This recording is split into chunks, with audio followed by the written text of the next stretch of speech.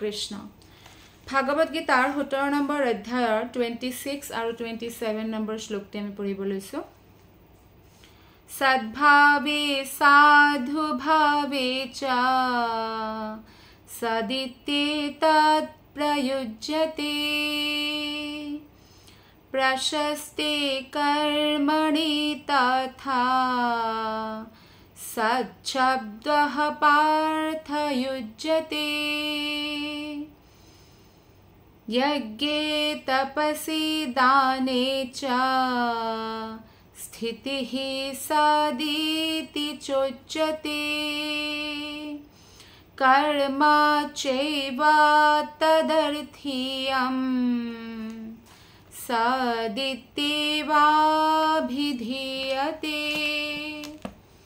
अनुवाद और तात्पर्य शिल प्रभुपादर द्वारा शिल प्रभुपाद की जय अनुवाद हे पार्थ भक्ति यज्ञर लक्ष्य हल परम सत्य तत्व और हे तत्वक सत शब्दर द्वारा बुझुआ है तेने यज्ञर अनुष्ठान करुताजनको सत बोला है परमेश्वरर सन्तुष्टिर बारे करा সকলো কৰ্ম আৰু পৰম তত্ত্বৰ লগত সংগতি ৰাখি কৰা সকলো যজ্ঞ তপস্যা আৰু দানকে সৎ বোলা হয় অৰ্থাৎ যিটো সৎ শব্দ ভগৱান শ্ৰীকৃষ্ণই হৈছে পৰম সত্য জগতত বহুত প্ৰকাৰৰ সত্য আছে কিন্তু ভগৱান কৃষ্ণ পৰম সত্য হয় আৰু ভগৱান কৃষ্ণক সৎ শব্দৰ দ্বাৰা বুজোৱা হয় কিয়নো ভগৱান শ্ৰীকৃষ্ণক সৎ শব্দৰ দ্বাৰা বুজোৱা হয় আৰু কৃষ্ণৰ কাৰণে যি যজ্ঞ অনুষ্ঠান কৰে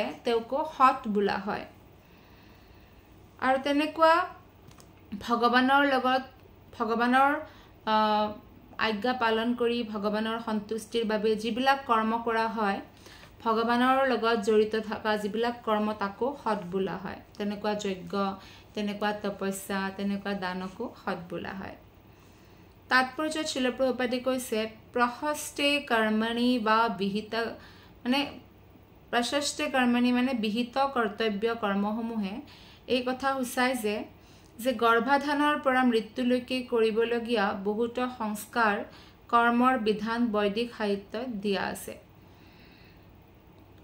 আজিৰ সমাজত স্ত্ৰী পুৰুষৰ প্ৰতি যেটো আকৰ্ষণ হেতু সম্পূৰ্ণৰূপে ভৌতিক হৈ পৰিছে কিন্তু আসলতে স্ত্ৰী পুৰুষক ভগৱানে বনাইছে যেনেকে ব্ৰহ্মা যেতে সৃষ্টি কৰে তেতিয়া প্ৰথমে ব্ৰহ্মাই কেৱল এনেকুৱা সৃষ্টি কৰি আছিল যে পুত্ৰ মানৱ পুত্ৰ নাৰদ মুনি চাৰি কুমাৰ বা প্ৰজাপতিগণ কিন্তু যেতিয়া ব্ৰহ্মাই ভাবিলে যে সৃষ্টি বঢ়া নাই বৃদ্ধি হোৱা নাই তেতিয়া ব্ৰহ্মাই যেতিয়া ভাবি থাকোতে ভগৱানৰ ইচ্ছাত শতৰূপা আৰু মনুৰ সৃষ্টি হয় স্ত্ৰী আৰু পুৰুষ কিয় সৃষ্টি হয় কাৰণ স্ত্ৰী আৰু পুৰুষৰ যেতিয়া সৃষ্টি হোৱাৰ লগে লগে সৃষ্টি বহুত তীব্ৰ গতিৰে বাঢ়িবলৈ ধৰে গতিকে স্ত্ৰী পুৰুষৰ যে আকৰ্ষণ হেতু সৃষ্টিক বঢ়াবৰ কাৰণে সৃষ্টিৰ আৰম্ভণিতে উপযোগ কৰা হয় এতিয়া বাৰু বহুত বাঢ়ি গৈছে অলৰেডি বহুত পপুলেশন আমাৰ ভাৰততো হৈ গৈছে কিন্তু তথাপি ভাল সন্তান প্ৰাপ্ত কৰিবৰ কাৰণেহে স্ত্ৰী পুৰুষৰ বিবাহ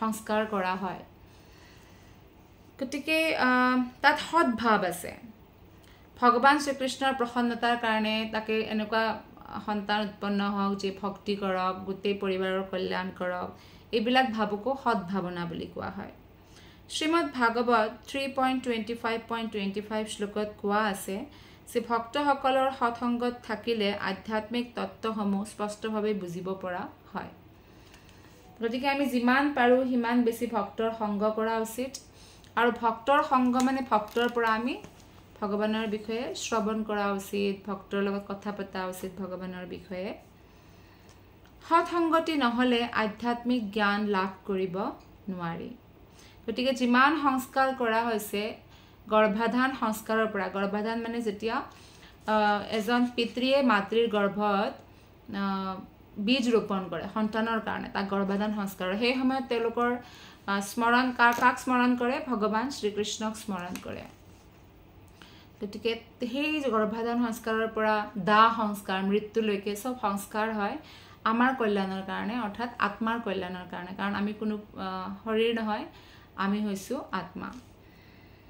শ্লোক নম্বৰ 28 এই অধ্যায়টোৰ লাষ্ট শ্লোক হয়।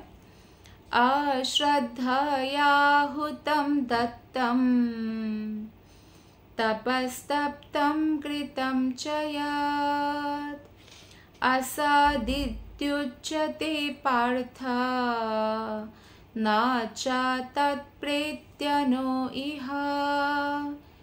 हे पार्थ, परमेश्वৰৰ প্ৰতি শ্ৰদ্ধা নোহোৱাকৈ কৰা যজ্ঞ, দান, তপস্যা সকলোৱে ক্ষণস্থায়ী। এইবিলাকক অসৎ বোলা হয়। ইহকাল আৰু পৰকাল উভয়ৰ বাবে সেইবিলাক নিষ্ফল। অৰ্থাৎ ভগৱান শ্ৰীকৃষ্ণৰ প্ৰতি শ্ৰদ্ধা নোহোৱাকৈ যদি কোনোবাই দান কৰে, যিকোনো পুণ্য কৰে, তপস্যা কৰে, তে সেইবিলাক ক্ষণস্থায়ী হয়, নষ্ট হৈ যায়। যেনেদৰে আজি অক্ষয় তৃতীয়া হয়, অক্ষয় তৃতীয়াত যি আপুনি কৰ্ম কৰে সেয়া কেতিয়াও ক্ষয় নহয় বুলি কোৱা হয়। সেইকাৰণে পাপ কৰ্মও কৰিব নালাগে, পুণ্য কৰ্ম কৰে মানুহবিলাকে। আজিৰ দিনটোত বহুত দান কৰে, হৰিনাম জপ কৰে, তপস্যা কৰে। গতিকে ভগৱানৰ প্ৰতি শ্ৰদ্ধা ৰাখি যিবিলাক তপস্যা বা দান আমি কৰোঁ, তাৰ পৰা আমাৰ বহুত লাভ হয়। কিন্তু যদি আমি উল্টা কৰোঁ, তেনেহ'লে আমাৰ এই জনমতো সকলো বস্তু নিষ্ফল হৈয়ে অহা জনমতো হৈ যায়, দুটা জনমে বিফল হৈ যায়। গতিকে এই শ্লোকটিত এই কথা ঘোষণা কৰা হৈছে যে সেই কামবিলাক জঘন্য, যি কাম ভগৱান কৃষ্ণৰ অনুমতিত নকৰি ভগৱান কৃষ্ণৰ বিৰুদ্ধে যি আজ্ঞা দিছে ভগৱানে শাস্ত্ৰ, তাৰ বিৰুদ্ধ হয়। সকলো কাম কৃষ্ণ ভাৱনাৰে কেৱল পৰমেশ্বৰৰ বাবেই কৰিব লাগে। তেনে বিশ্বাস নাথাকিলে আৰু উচিত বিধান নামানি যজ্ঞ আদি কৰিলে তাৰ কোনো ফল নহয়। সকলো বৈদিক শাস্ত্ৰতে পৰমেশ্বৰৰ ওপৰত আস্থা স্থাপন কৰিবৰ বাবে উপদেশ দিয়া হৈছে। সকলো বৈদিক উপদেশৰে শেষ লক্ষ্য হৈছে কৃষ্ণৰ উপলব্ধি। গতিকে আমি যদি সফল হ'ব খোজোঁ, আমি ভগৱান শ্ৰীকৃষ্ণৰ সেৱাত লাগি থাকিব লাগে। আৰু কৃষ্ণ ভক্তি কৰিলে সৰ্বকৰ্ম কৃত হয়। যেতিয়া আমি কৃষ্ণ ভক্তি কৰোঁ, আমাৰ সকলো কৰ্ম সফল হৈ যায়। সকলো কামতেই কৃতকাৰ্যতা লাভ কৰাৰ বাবে এইটোৱেই শ্ৰেষ্ঠ মাৰ্গ। বদ্ধ অৱস্থাত দেৱতা, ভূত বা কুবেৰৰ দৰে যক্ষবিলাকৰ পূজা কৰিবৰ বাবে মানুহবিলাকৰ এটা প্ৰৱণতা জন্মে। ৰাজসিক বা তামসিক গুণতকৈ সাত্বিক গুণ শ্ৰেষ্ঠ হয়। সেইকাৰণে আমি সতগুণত কমচে কম থাকি, কাৰণ সতগুণৰো আমি ওপৰত উঠিব লাগিব ভগৱত ধাম যাবৰ কাৰণে, কিন্তু সতগুণত থাকিলে আমি কৰ্তব্য বুলি যি যজ্ঞ, দান, তপস্যা আদি কৰিম। যদিও ক্ৰমে ক্ৰমে আধ্যাত্মিক উদ্গতি লাভ কৰাৰ পদ্ধতি এটা আছে, তথাপি যদি কোনোবাই শুদ্ধ ভক্তৰ সংগ লাভ কৰে, তেনেহ'লে তেওঁ বহুত ভাগ্যৱান হয় আৰু ইহ জনমতে এই জনমতে তেওঁ কৃষ্ণ ভাৱনাৰ স্তৰলৈ যাব পাৰে আৰু ভগৱানৰ সান্নিধ্য লাভ কৰিব পাৰে। এই পথেৰে কৃতকাৰ্যতা লাভ কৰিবৰ বাবে প্ৰথমে এজন প্ৰকৃত আধ্যাত্মিক গুৰু বিচাৰি ল'ব লাগে। সেইকাৰণে আমাৰ যদি আধ্যাত্মিক গুৰু নাই, প্ৰামাণিক গুৰু পৰম্পৰাত, আমি দিনে নিশাই ভগৱানক প্ৰাৰ্থনা কৰিব লাগে যে ভগৱান, আমি যাতে কোনো ভুল মানুহৰ সংগত নপৰোঁ বা পাখণ্ডী গুৰুৰ সংগত নপৰোঁ, প্ৰামাণিক গুৰু যাতে আমাৰ আধ্যাত্মিক গুৰু ৰূপে আমি পাব পাৰোঁ। সময়ত যেতিয়াই আমি এই ভগৱানৰ কৃষ্ণৰ ওপৰত যি আমাৰ বিশ্বাস এইটো পৰিপক্ক হ'ব, মেচিয়ৰ্ড হ'ব, তেতিয়া আমি ভগৱত প্ৰেম লাভ কৰিম। আৰু এই ভগৱত প্ৰেম বা কৃষ্ণ প্ৰেমেই হৈছে জীৱৰ পৰম চৰম লক্ষ্য। গতিকে পোনে পোনে কৃষ্ণ ভাৱনাৰ পথকেই আমি ল'ব লাগে, ডিৰেক্টলি আমি কৃষ্ণকেই পূজা কৰিব লাগে। সেইটোৱে সপ্তদশ অধ্যায়ৰ বাণী হয়। শ্ৰীমদ ভাগৱত গীতাৰ শ্ৰদ্ধা ত্ৰয় বিভাগ যোগ নামৰ সপ্তদশ অধ্যায়ৰ ভক্তিবেদান্ত তাৎপৰ্যৰ ইমানতেই ওৰ পৰিল।